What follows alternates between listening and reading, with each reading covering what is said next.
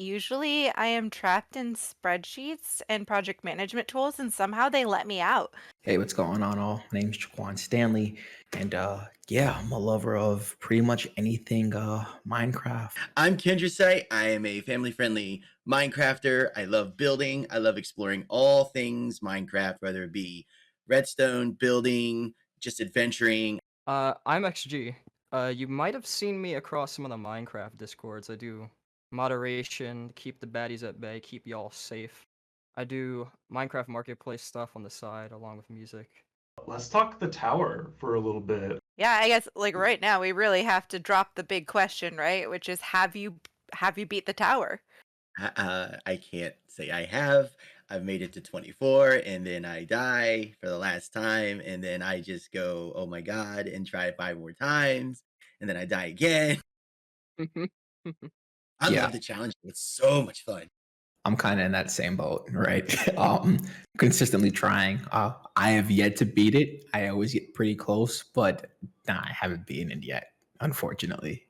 I got to 29, you know. It's about drive, it's about power, and I still can't beat the tower, okay? Yeah, I'm not gonna lie, I haven't, and full disclosure, I'm trash at dungeons. Oh, Garsky, you've played with me. You guys are having to res me like all the time. I'm trash Yeah. at it. And Garsky has saved me yeah. so much. Yeah. Last night I was playing and I was just playing on normal and I got to level 21 and I'm fighting the boss. I'm out of arrows.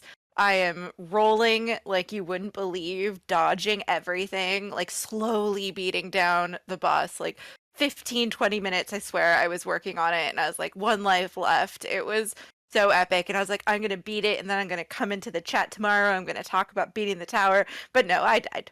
But it was very fun.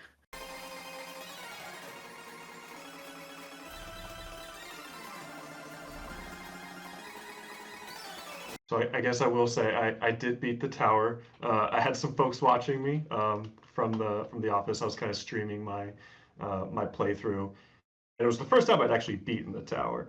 And I want to say it's for two things. Obviously, I had a really great group of people cheering me on, so that kind of kept me going.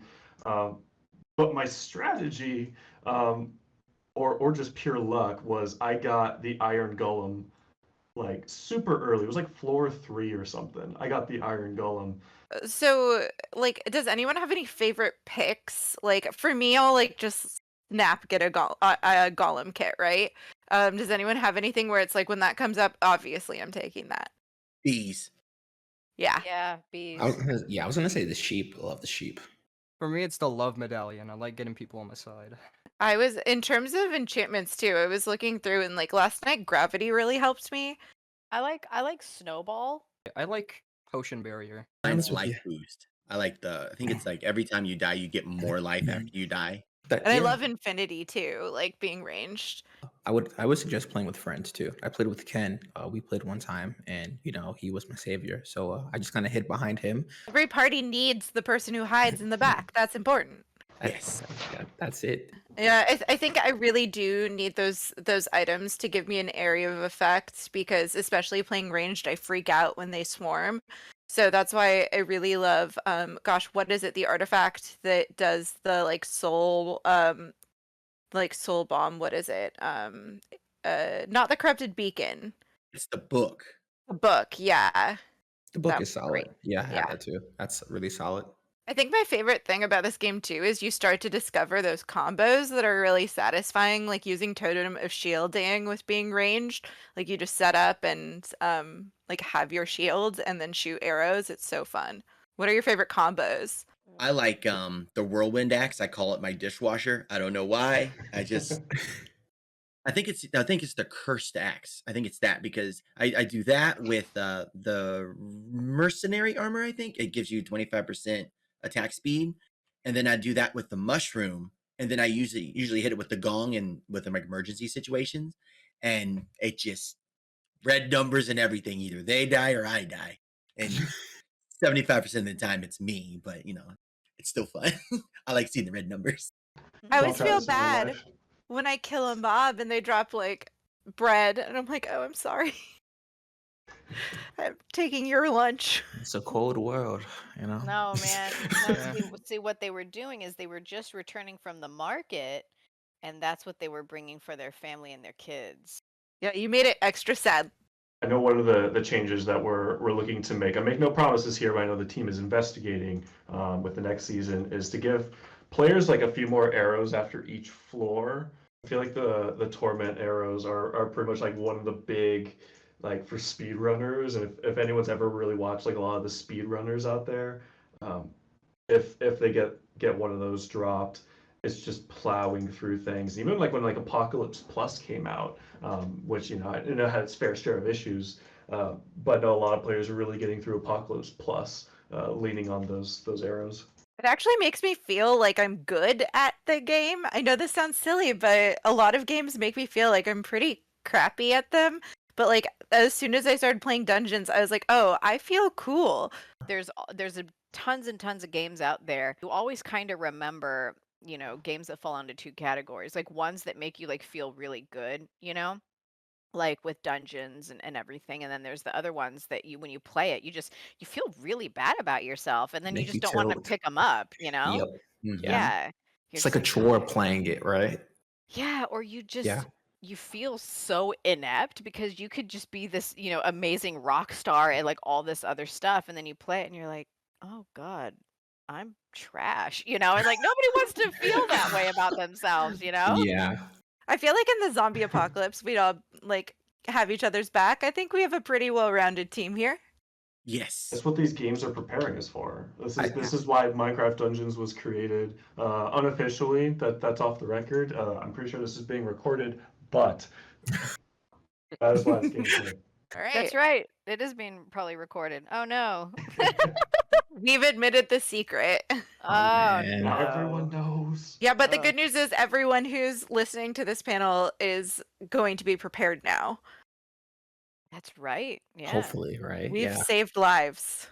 Also thinking about the you know, like seasonal progression and stuff. I promised I was going to give some tidbits in here. We've been really looking at a lot of the feedback for you know, the seasonal progression, the rewards, the challenges. How long does it take to unlock adventure points? How do you unlock adventure points? And you know, since we launched, you know, what was it, middle of December, we've gotten so much feedback. And Jaquan, you know, really solid feedback from you as well. Love that honesty.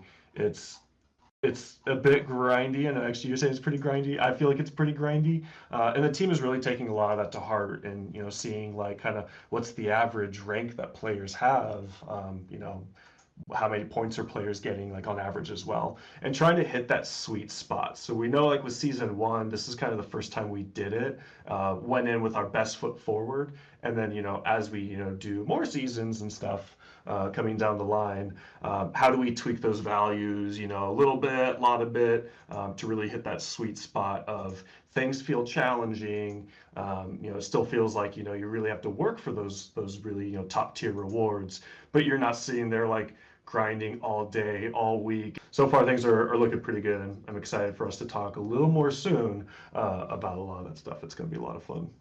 With the free track, we had some blank slots in there, whereas the pay track, you know, had everything, had something in the slot. We got a ton of feedback from players saying like, you know, it's not great when you hit rank, you know, whatever, and there's only a premium reward. There's no free reward in there. We really took that to heart as well. So as we look to the next, you know, content drops, you know, trying to fill in each of those slots with something a little more meaningful. Is like, what from dungeons do you wish you could bring and use in real life? I would choose the love medallion. I think that'd be pretty awesome to be like, oh, you're arguing with me and you're angry. I'm just gonna make you my friend.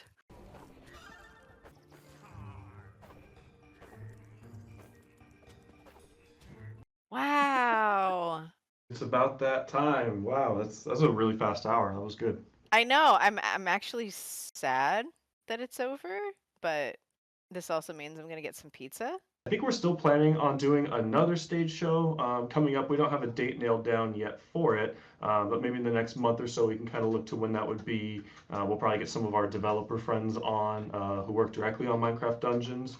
and kind of hear some like player ideas, pull some ideas from the chat and be like, what's something cool that like, you would want to see in the game, and then have a discussion about like, oh cool, like, how would that maybe work? We may or may not add those things. No i to w sumie tyle. Także teraz pora na moją opinię. Jak zauważyliście pewnie w tytule, jestem trochę zaniepokojony tym, co tutaj usłyszałem. W sensie są dwie rzeczy. Po pierwsze, oni mają dosyć niski poziom, jeśli chodzi o rzeczywiście umiejętności o grę. Jakby to ogólnie nie jest przeszkodą, nie jest to nic złego, ale większość z nich patrzy z takiego punktu widzenia początkującego gracza, więc nie są do końca w stanie zrozumieć potrzeb osób, które już doszły do Apokalipsy plus 25 czy jakichś innych wysokich poziomów. Wielu z nich mówiło, jak bardzo źli są w tą grę, jak bardzo im się podoba, że jest taka prosta, wiecie, czujesz się super, bo wszystko jest proste, jesteś mocny, to trochę jak wiecie, jak granie itemkami mocy 1 000 000. Przez chwilę czujesz się mocny, jest to ciekawe, ale to się szybko nudzi. I to zdecydowanie nie jest to, co w tej grze jest najważniejsze. Mieli też parę takich dobrych rzeczy, w sensie ogarniają parę spraw, które rzeczywiście są dobre w tej grze, o co właśnie tutaj chodzi. Trochę to ogarniają. Ogarniają też tam parę enchantów i rzeczy, że pszczółki, golem na towera, śnieżka, miksturowa bariera. Ale bardzo zdziwiło mnie, że absolutnie nikt nie wiedział, jak nazywa się żniwiarz. Ta książka bum bum. Nikt absolutnie nie wiedział. Ja bym zrozumiał, jakby to była jedna, czy nawet 2 osoby, 3 ewentualnie, ale 6 osób, deweloperzy i streamerzy. Nikt nie ma pojęcia, jak nazywa się jeden item? No dobra, może nie jest jakoś bardzo używany, ale 6 osób. Z tej 6 chyba tylko Gardzki i właśnie Ken potrafią jakkolwiek grać. Jedynie Gardzki zrobił towera, o dziwo. Także tu mnie właśnie niepokoi, że oni mogą nie bardzo rozumieć potrzeb tych graczy starszych, bardziej doświadczonych. Druga sprawa. Gardzki kilka razy podkreślił, że bardzo patrzą na feedback, na to, co ludzie piszą, co myślą. Tam raz bardzo to podkreślał, ale tego nie znalazłem. Wiecie, ja to na szybko próbuję zrobić, bo mam mało czasu, ja już jestem spóźniony. Nie znalazłem tego, ale tak czy siak on wiele razy powtarzał, że bardzo patrzą na ten feedback ludzi. I z jednej strony rzeczywiście naprawili Apokalipsę Plus, skrócili czas odnawiania wieży, naprawili kapitanów, naprawili dużo błędów, ale z drugiej strony patrząc to, co jest najbardziej pożądane, dosyć chyba proste i dalej nie zostało dodane. Normalne ruchy na klawiaturze. 1100 głosów, to jest top 1. To jest najbardziej pożądana rzecz w tym Minecrafcie. Druga, tworzenie własnych dungeonów. Trzecia, nieskończony tryb gry. Jakaś skrzynka w obozie. Dodawanie rzeczy do ulubionych. Rerollowanie enchantów. Przy czym już gość do rerollowania enchantów jest gotowy, ale dalej go nie ma w grze. No może jest jakby trochę... Może trochę źle działa, bo on źle działa. To na pewno. Ale wystarczyłoby go trochę poprawić i byłby tak właściwie gotowy. Zauważyłem tu pewien schemat. Jeżeli coś jest zepsute albo po prostu coś trzeba zmienić tak na szybko, nie? To oni to zrobią. Prędzej czy później to zrobią. Natomiast jeśli chodzi o rzeczy, które trzeba tak dodać na nowo, to oni tego nie dodają. Absolutnie. Pomimo iż to jest bardzo pożądane, bardziej niż cokolwiek innego, to z klawiaturą od samego początku. 2 lata nie zmienili sterowania. Nie wiem, może uznali, że to jest mało istotne, że ludzie się po prostu przyzwyczają do sterowania, ale serio, to jest top 1. Także to jest taki schemat. Nowych rzeczy nie, naprawa tego, co jest aktualnie, albo zmiany, tak. Ogólnie chciałem też powiedzieć, że twórcy nie robią wszystkiego na własną rękę, w sensie oni nie decydują za bardzo o tym, co robią. W sensie trochę decydują, ale tak właściwie decyduje wydawca, czyli Microsoft. Oni tu dyktują warunki, mówią co, jak ma wyglądać, jak gra ma zarabiać, co ma być darmowe, co nie, co ma być właściwie dodane. Tak jakby ci szef powiedział, że masz zrobić pączka, no i ty niby możesz coś tam wymyślić własnego, jakieś troszkę ulepszyć tego pączka na swój własny sposób, ale to dalej musi być pączek. To nie może być nic innego. A co jeśli twoi klienci chcą naleśnika? No nie zrobisz tego, masz robić pączki.